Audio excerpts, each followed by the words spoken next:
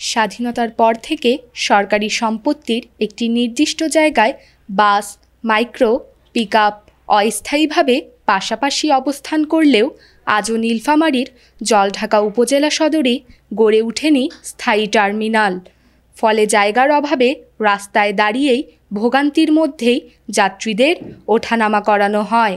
জলঢাকা সদরে কোনো রকম নিরাপত্তা ছাড়াই জলঢাকা থেকে ডিমলা, ডালিয়া, রংপুর প্রধান সড়কের পাশাপাশি সরকারি পরিত্যক্ত একটি জায়গায় অবস্থান করে বাস, মাইক্রো, পিকআপ। স্থায়ী টার্মিনাল না থাকলেও দীর্ঘ সময় থেকে নীলফামারীর জলঢাকা উপজেলার সদরে প্রায় 1 একর জমির উপর মোটর মালিক সমিতির তত্ত্বাবধানে অস্থায়ীভাবে দূরপাল্লার ও লোকাল বাস, মিনি বাস দাঁড়ানোর ব্যবস্থা রয়েছে।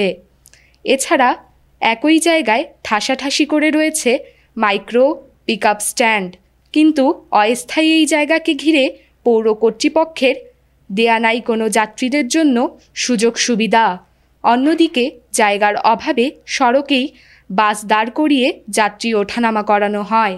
ফলে যানজট হচ্ছে নিত্যদিনের সঙ্গী। এতে ক্ষুব্ধ যাত্রীসহ যানবাহন সংশ্লিষ্টরা। তো দেখা যায় এখানে যাত্রী ছাউনি থাকলে তখন এখানে দাঁড়াইতে পারতাম, যাত্রী ছাউনি নাই তার মধ্যে। ওখানে দেখা যায় রিক্সাওয়ালা নামাই দিল, আমাকে ওখান থেকে আবার ওইদিকে যাওয়া লাগছে। যাত্রী ছাউনির জন্য, যাত্রী ছাউনি থাকলে এটা হইতো না। আমরা যখন যাত্রী হিসেবে দূর দূরান্ত থেকে আসি, এখানে কোনো ল্যাট্রিন বা কোনো সুযোগ সুবিধা, আরামি রেস, কোনো বসার জায়গা আমরা পাই না। আমরা খুব ভোগান্তির মাধ্যমে এখানে থাকি। আমরা হচ্ছে শ্রমিক, আমাদের এখানে প্রথম সমস্যা হচ্ছে গাড়ি ধোয়ার জায়গা নেই। আমরা যে গাড়ি রাখবো, পার্কিং রাখবো, গাড়ি ধোয়ার জায়গা নেই। 2 নম্বর হচ্ছে আমরা যে ল্যাট্রিন যাব বা আমাদের যে একটা পরিবেশ লাগবে সেই পরিবেশ নাই। এখানে আমাদের পাশাপাশি 2টা স্ট্যান্ড, এখানে হলো একটা মাইক্রো, এখানে হলো বাস টার্মিনাল, 2টা একে পাশাপাশি। তাতে আবার রাতে যখন কোচগুলো আসে অনেক বিভ্রান্ত হয়। সার্জেন মার্জেনের আবার জ্বালাতন, গাড়ি রাস্তায় রাখলে ওরা আমরা হামলার দিচ্ছে। এখানে আবার টার্মিনালের জায়গা নাই। এখন সেই ক্ষেত্রে রাস্তায় কিন্তু গাড়িগুলো দাঁড়ায়, ওই ক্ষেত্রে যানজট আরও বেশি করে বাড়ে। এখন আমরা চাচ্ছি এই সরকারের কাছে আমাদের আবেদন, যাতে দ্রুত টার্মিনালটাকে উন্নয়ন করে।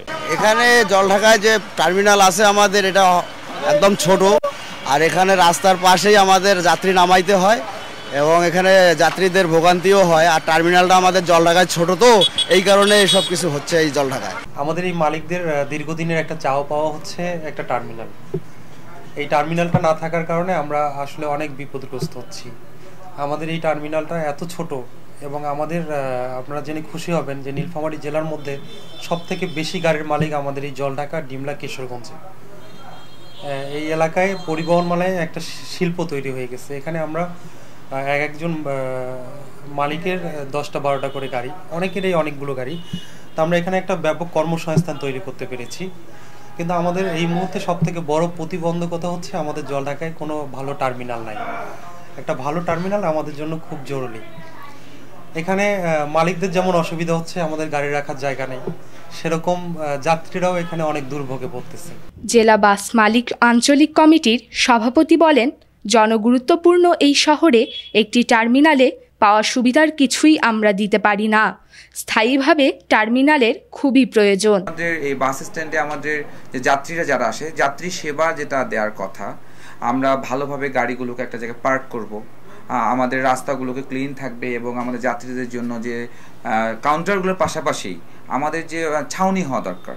কিন্তু ছাউনির একটা অনেক গাড়ি, এখানে প্রচুর সংকট। ঢাকা কোচ আমরা লোকাল গাড়ি আছে প্রচুর। তো আমরা এখানে আমাদের যাত্রীদের আমরা সেবা দেওয়ার মতো আমাদের কোনো সুযোগ সুবিধার ব্যবস্থা আমরা করতে পারিনি। তো এখানে আমাদের আশু প্রয়োজন সেটা হচ্ছে যে আমাদের যাত্রী ছাউনি কিছু দরকার এবং এই টার্মিনালটাকে যদি একটি সুন্দরভাবে প্ল্যানিং করে, এখানে আপনার কাউন্টারগুলোকে এক ধারে সুন্দরভাবে আপনারা দেখেছেন, বিভিন্ন আমরা বিভাগীয় শহরগুলোতে, জেলা শহরগুলোতে দেখি যে বিভিন্নভাবে কাউন্টারগুলো এক ধারে সুন্দরভাবে লাগা থাকে এবং বাসগুলো সেভাবে করে সুসজ্জিতভাবে থাকে। যখন যেটা বাস, তখন সেই বাসগুলো সামনে চলে আসে এইভাবে যাত্রীগুলো। তো এই জন্য আমাদের আসলে এই বাস টার্মিনালটাকে অত্যন্ত গুরুত্বের সহিত বিবেচনা করে আমাদের প্রশাসনের যারা আছেন তারা যদি সহযোগিতা করে এবং যারা নির্দিষ্ট কর্তৃপক্ষ সবাই আলোচনা করে যদি এই জায়গাটাকে একটি টার্মিনালের ব্যবস্থাটা এবং বৃদ্ধি করে, যে জায়গাটা আছে আসলে এখানে আর অন্যান্য গাড়ি মাইক্রো অটো বিভিন্ন জন আসিয়া করছে, এটা যদি একটা বাস টার্মিনাল হিসেবে ঘোষণা করে সেই ব্যবস্থা গ্রহণ করা যায় তাহলে যাত্রী হয়রানি কিছুটা হলেও লাঘব হয় এবং আমরা যেটা যাত্রী সেবা বলি সেই সেবাটা দেওয়া সম্ভব বলে আমি মনে করি। তবে প্রয়োজনীয় অর্থের যোগান হলেই টার্মিনাল নির্মাণের আশ্বাস পৌরসভা ও উপজেলা প্রশাসনের।